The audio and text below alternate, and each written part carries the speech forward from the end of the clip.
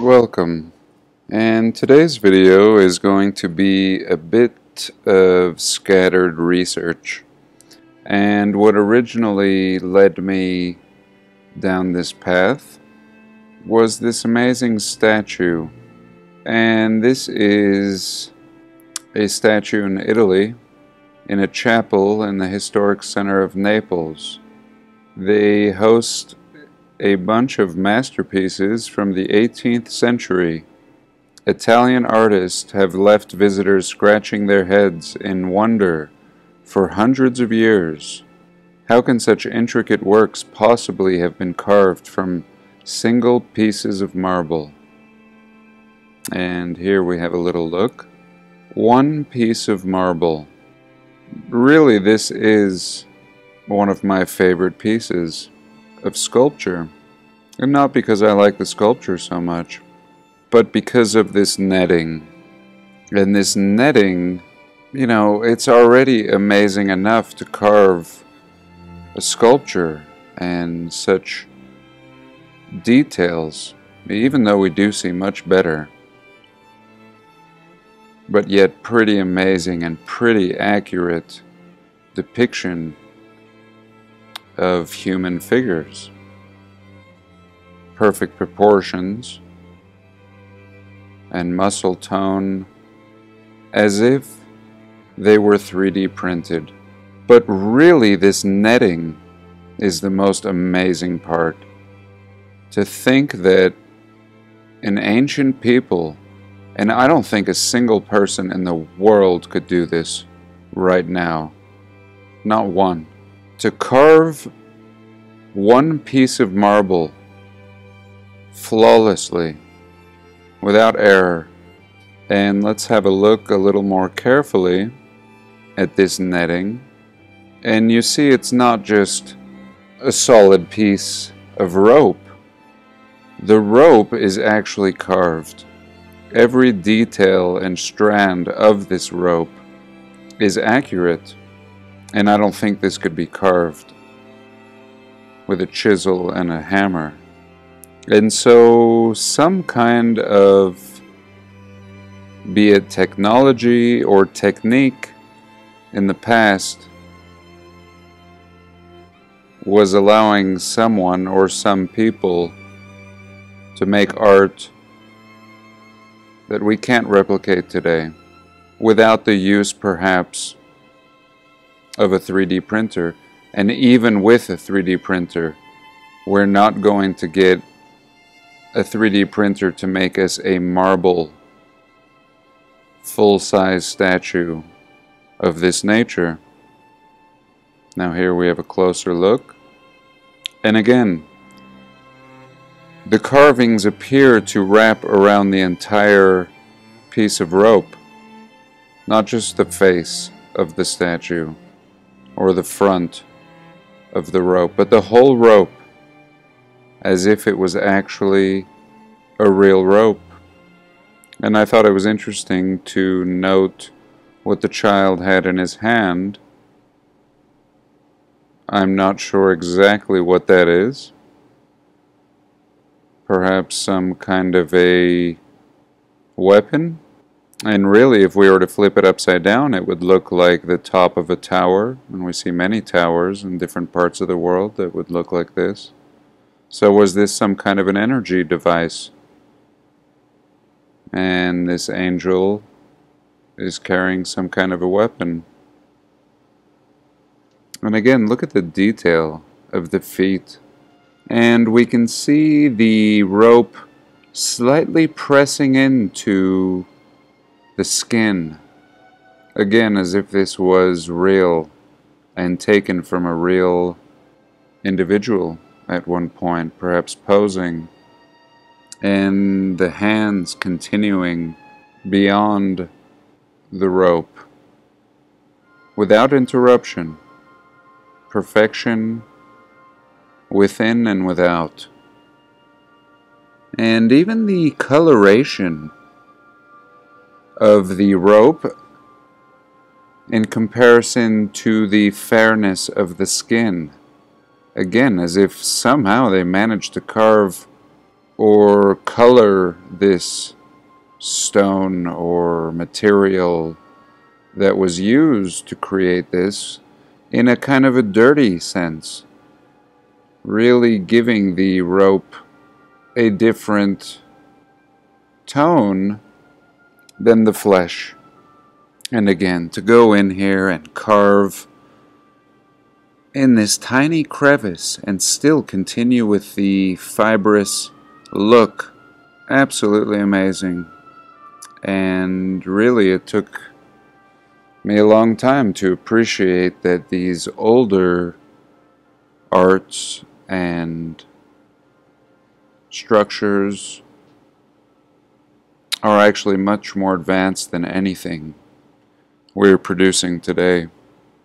And these were my next favorite pieces, where we have depictions of like a veil or a type of a sheer clothing,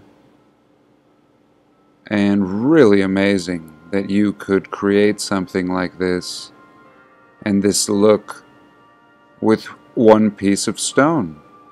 There's no room for error.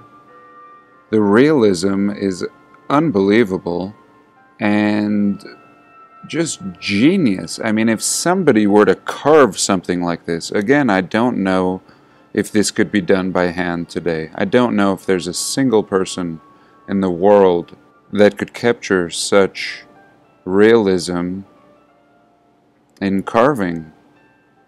And again, carving from a hard marble, and to create such finesse and such detail from a single supposed block of granite is unbelievable. And again, notice the frills on the edge of the clothing. I mean, carving these delicate and dainty frills, which are now hard as granite, but what was this?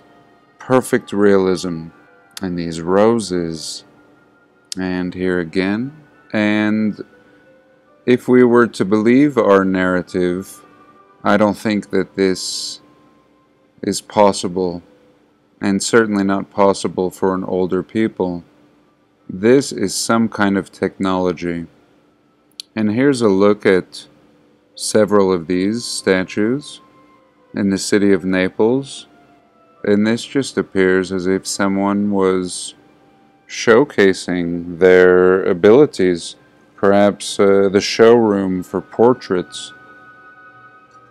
And one could actually visit this place and commission a portrait that would last a lot longer than anything we could create today. And here we can have a little look on Pinterest, and we do see now what appears to be a 3D printed version of this statue in Naples, and just really, really impressive. And I think that we really need to consider the things that we're seeing here. And here's another example of this fine detail that was achieved. And even here, I mean, it's as if we are looking at a photograph. Just perfect perfection. And these sculptures are as good as photographs. And the maker definitely achieved his purpose, to capture these people in their glory. And they're definitely posing. This is better than a photograph. To have the ability to capture someone in this way and preserve them in marble in a way that we're not doing today is absolutely astounding and worth appreciating at the very least, even with no conclusions, and just baffling. These people had the ability to do anything, to depict perfect fruit and the perfect draping of clothing laying on flesh, and even to create it structurally.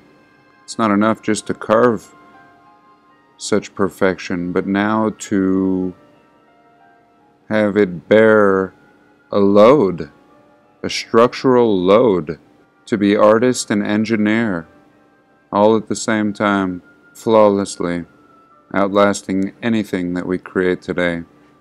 And again, I don't think we could find anyone to replicate these works.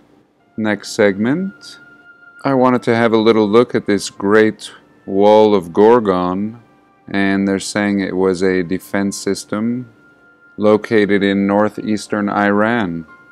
It was called the Red Snake because of the color of its red bricks. Some people call it Alexander's Wall or Alexander's Barrier. And the barrier consists of a wall 195 kilometers long, 6 to 10 meters wide, with over 30 fortresses at intervals of 10 and 50 kilometers. The building material consists of mud brick, fired brick, gypsum, and mortar. Clay was also used during the early Parthian period. The wall starts from the Caspian coast and continues towards the northeast and vanishes in the Pishkamar Mountains. The wall lies slightly to the north of the local river, and yet we don't get much in Wiki. And here we have these remnants that have been left along the wall, and here we have an idea of not only the wall construction, but essentially a city, an ancient city. And it appears as if the whole mountainside at one point has buried this city. And what is being excavated is brick, and much of it is completely buried and underneath ground level. And so much of the city is gone, and yet much of what remains is actually just the wall. And what a massive, massive city. And here we can get an idea also of what's left along this wall. Very little, and yet a lot. We really get an idea of the scale of this city. And again, built out of red bricks. And here we have a silly depiction of the construction of all of this. Looks like they're firing the bricks perhaps in place. Hard to say. And finally, I just wanted to touch on this tower, the Ryugyong Hotel in North Korea. And this was shared with us by Chris Vasilis, and he made an excellent presentation on this tower, and I'll leave a link below. And absolutely amazing that this North Korean tower that is standing in modern times, looking as modern as any tower that we would see anywhere in the world, actually appears to have existed a long time ago. And if this is not obvious that this is an old skyscraper from an old world, then I don't know what is. Now in present times, this mountain behind it that it appears to have been buried in at one point has completely been removed, and there are no photos of the construction. And this is in recent times. You know, sometimes we talk about the fact that there are no photos of the construction of older buildings, especially when we do see photos in older time periods and no construction photos. But in this case, I mean, this is in recent times. There is no excuse for not having any pictures of the construction of this tower. And again, nothing could be more obvious. This has not been built by North Koreans. There isn't even a path. There isn't even a road or any traces in the surrounding area that a single person has even visited this site. And in reality, we see what actually appears to be two different styles. I mean, the base has these columns, these Greco-Roman columns, and passageways leading underground. And this seems to be added to the top, a different style, a modern style compared to this older style, and yet the whole thing is a ruin. And this is probably the most underrated and amazing ruin I've ever seen. And it makes a lot more sense as to why North Korea has the political status that it does. And it just seems really convenient that the narrative gives us. And really the whole thing is seeming like a big ruse now. And here they're saying it took 25 years to build this hotel. But in reality, you know, again, it was already there. And it probably took 25 years just to remove this mountain. Now that makes more sense. But again, at this point, there has been no construction here for a very long time. And again, there's been no traffic, nothing. This is pristine. This is as pristine as a national park. And really, I'm amazed they even tried to pull this off. I'm surprised they didn't demolish it and just bury it like they do most things. But again, it's such an amazing structure. I could see why they would have wanted to keep it. And again, what purpose is it serving? And how much of North Korea is actually part of this ancient civilization? An old Tartarian city. It's in the right location, it's in the right neck of the woods. And in present times, it's not even being used. Apparently it has some restaurants at the top floor, but who even knows? Whereas North Korea is completely shrouded in mystery. They don't have the tourism. Their people are poor. And so that's it. You know, I just wanted to throw this in at the end. I'm absolutely fascinated. And this really opens up another can of worms. You know, here we've been looking for ancient structures that look Greco-Roman and rock, supposed rock cut. And yet, I never thought of looking at these modern looking towers and perhaps finding ancient ties to them as well. Really amazing. And perhaps what we're seeing in an image like this is exactly what this city may have looked like pre-North Korea. And the whole idea of the state of North Korea is really just to keep people out until they can figure out what to do. And perhaps all the political heat around this nation is just building up to the final reset of this nation. You know, the whole world is up in arms and ready to war with this nation. And the whole thing just seems to be a ruse. And yet it's primed, absolutely primed for a reset. And if it doesn't happen from outside, it's very possible it can happen from within. And these are the perfect candidates for a reset people. Controlled education and brainwashing and pure terror of these poor people that live in this country. Really having no idea about their history, having no political freedom. And really it makes a lot of sense. So that's it for today. I do hope you enjoyed. And have a blessed day. Please like, comment, and subscribe.